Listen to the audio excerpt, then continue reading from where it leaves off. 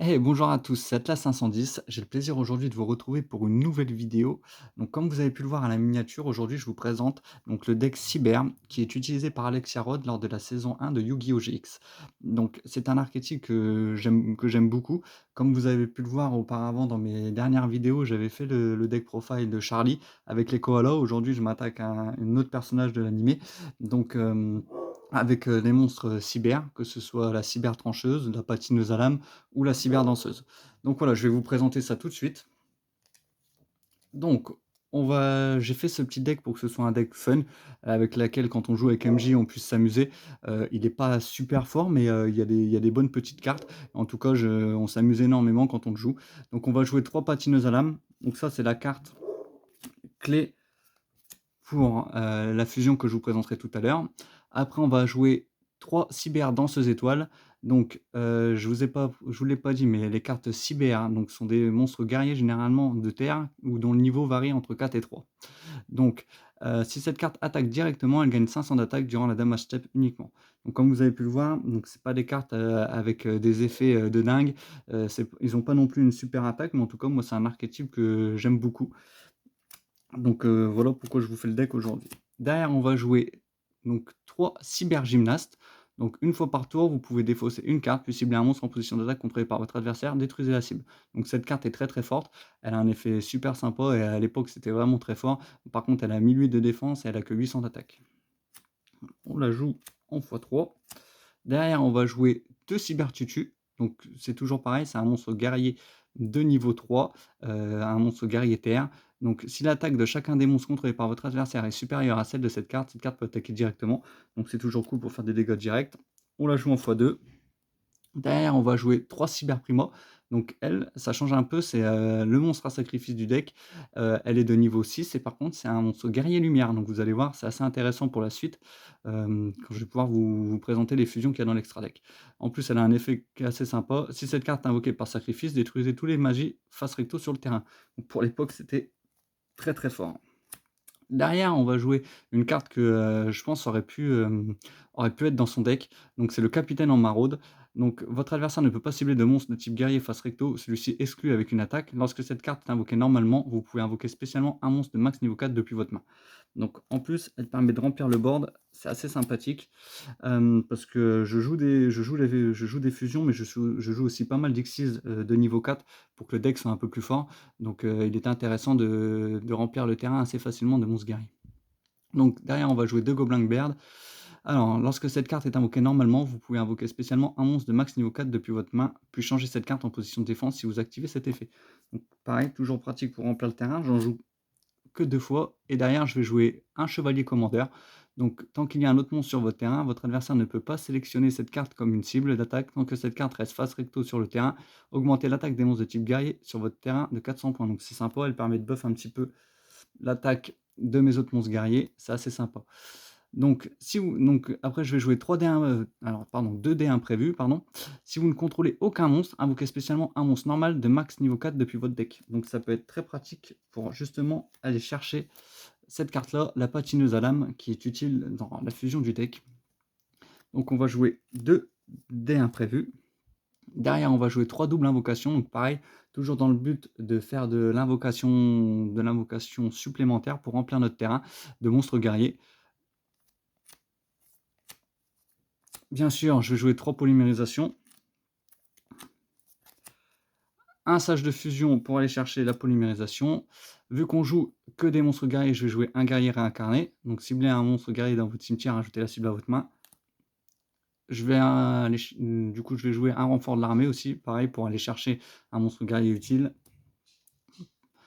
Je vais jouer un Monster Reborn, un contrôle cérébral et un Raigeki pour clean le board adverse. C'est toujours sympa à jouer. Derrière, on va jouer 2 passes au double. Donc cette carte, c'est la carte utilisée par Alexia Rod. Je ne sais plus dans quel épisode. Je me demande si c'est pas le troisième, je crois, dans la saison 1, où elle l'utilise. Donc cette carte est assez sympa. Lorsqu'un monstre de l'adversaire déclare une attaque sur un monstre en position d'attaque face recto que vous contrôlez, changez l'attaque de votre adversaire en une attaque directe à la place et infligez des dommages à votre adversaire égaux à l'attaque de la cible de l'attaque que vous contrôlez. Aussi, le monstre que vous contrôlez peut attaquer directement votre adversaire durant votre prochain tour. Donc c'est assez sympa, c'est une carte qui est utilisée par Alexiarod, donc j'ai décidé de la jouer x2 dans le deck. Juste un petit message, je sais que cette carte est sortie en secret dans une box Speed Duel. Ça serait vraiment j'aimerais vraiment bien la récupérer, donc si jamais vous la possédez et que vous en faites rien, n'hésitez pas à me contacter, soit dans les commentaires où je vous donnerai, comment me contacter ou sinon sur mon Instagram qui sera aussi pareil, affiché sur la vidéo. Hésitez pas parce que je trouve que les secrètes, speed duel sont vraiment magnifiques à récupérer et la passe au double, franchement, elle était vraiment très, très belle. Derrière, je vais jouer un appel de lettres hantées, toujours pareil, si on a envoyé des guerriers au cimetière pour pouvoir remplir le board. Une petite réserve de fusion, donc révéler un monstre fusion dans votre extra deck, ajoutez des matériels de fusion listés sur la carte depuis votre deck à votre main, puis vous pouvez ajouter une polymérisation depuis votre cimetière à votre main. Et derrière 2 fusions de nécro, au cas où les matériels fusion auraient été envoyés au cimetière. Donc invoquez par fusion un monstre fusion depuis votre extra deck en bannissant face verso les matériels fusion listés sur celui-ci depuis votre cimetière, mais il ne peut pas attaquer ce tour. Donc, ça peut être très sympa, du coup, pour réaliser des fusions. Donc je vais vous présenter tout de suite l'extra deck. Alors l'extra deck, c'est un extra deck qui est assez sympathique, donc c'est un extra deck assez lambda, on va dire. Je joue 2 Spadassins des Flammes féroces, donc j'ai toujours vraiment, cette carte était sortie dans Duov et j'ai toujours trouvé trop stylé, on dirait le Spadassin des Flammes d'ailleurs, la carte qui est utilisée dans Jouet, donc c'est un petit clin d'œil à Yu-Gi-Oh!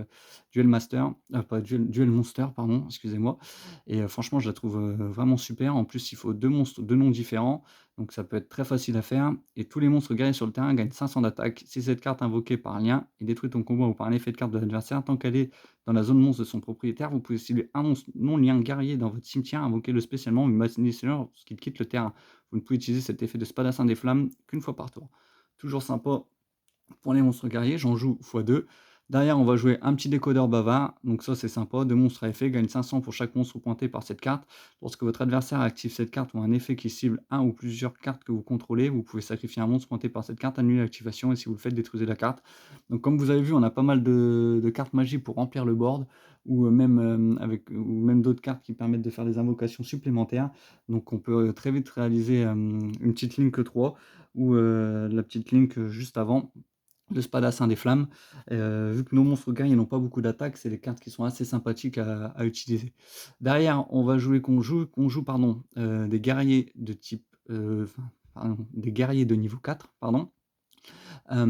J'ai décidé de mettre cette carte dans le deck, je trouve qu'elle va super bien. Donc 2 monstres guerriers de niveau 4, une fois par tour, vous pouvez détacher 2 matériels de cette carte jusqu'à la fin du tour de votre adversaire. L'attaque de cette carte devient le double de son attaque d'origine, donc on a un monstre à 4000. Ça peut être réalisable assez facilement et c'est assez facile, enfin c'est assez sympa pour aller chercher l'OTK si on a réussi à réduire les points de vie de l'adversaire. Donc derrière un petit dragon tornade, donc ça on est sur les Xyz génériques, donc pour détruire les magies et pièges. Là, le castel de mousquetaire, si jamais on a un monstre qu'on peut pas passer sur le terrain, c'est toujours sympa.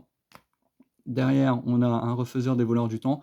Donc j'ai mis cette carte parce qu'il lui faut 2 monstres de niveau 4 et qu'elle a 2400 d'attaque. Après, son effet est sympa, mais c'est pas vraiment ce qu'on va chercher le plus à faire. Derrière, on va jouer 2 Degusto Emerald. Donc ça, c'est une carte assez sympa. Aussi, elle permet de recycler. Donc ciblez 3 monstres dans votre cimetière, mélangez-les tous les 3 dans le deck, puis piochez une carte, donc ça peut être sympa. Cibler un monstre à effet exclu dans votre cimetière, invoquez spécialement la cible. Donc franchement, ça peut être très bien pour aller rechercher notre patineuse à lame. Donc je la joue x2. Derrière, on va arriver à la carte qui m'a fait construire le deck, en fait. Donc, c'est la cybertrancheuse. Donc, pareil que pour le pass au Dob, si jamais vous possédez cette carte en secrète, je serais fort intéressé de la récupérer pour les remplacer parce qu'elle est vraiment magnifique. Là, malheureusement, j'ai que la commune, donc je joue que la commune. Et si vous l'avez en secrète, n'hésitez pas à me le dire dans les commentaires pour qu'on puisse trouver un arrangement pour l'échanger ou que je puisse vous l'acheter. Donc, cette carte, elle nécessite cyberdanseuse étoile et patineuse à lame. Donc, elle nécessite celle-là. Nécessite ces 2 cartes-là. Donc c'est pour ça que je joue le monstre normal et franchement j'aime vraiment, c'est le boss monster. Je crois qu'Alexia, à chaque fois qu'elle fait un duel dans la saison, elle le sort. Donc cyberdanseuse étoile et patineuse à lame. L'invocation fusion de cette carte peut être faite qu'avec les matériels fusion ci-dessous. Cette carte gagne l'effet suivant selon le nombre de monstres contrôlés par votre adversaire. Donc 1 non destructible au combat, 2 l'attaque de cette carte est doublée, 3 les effets des cartes activées de votre adversaire sont annulés. Donc c'est très, très fort. S'il a 2 monstres sur le terrain, elle passe à 4002, donc on peut très vite faire des gros, gros dégâts. Franchement, c'est vraiment une super carte, donc on la joue x3. Hop. Et derrière, je vais jouer 3 Regine, l'étoile du coupe éclair.